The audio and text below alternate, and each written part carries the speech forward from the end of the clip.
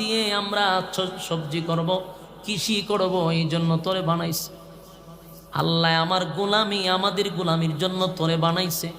তুই যদি আমাদের গোলামি বন্ধ করে দেস, আমি উমর সিদ্ধান্ত নিছি নীল নদী বলতে আর পৃথিবীতে কিছু থাকবে না, আমি সব মাটি দিয়া বরাট করে দিব। সুবহান।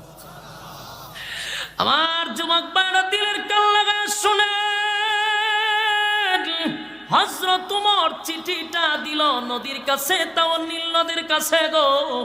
নীল নদরে ধমক দিয়া দিয়া বলে, এই নীল নদ, কতরে বানাইছে আমার মালিকের গোলামির জন্য, তুই আমাদের গোলামির জন্য তোরে বানাইছে, আমাদের গোলামি করবি, এটা তোর কাজ।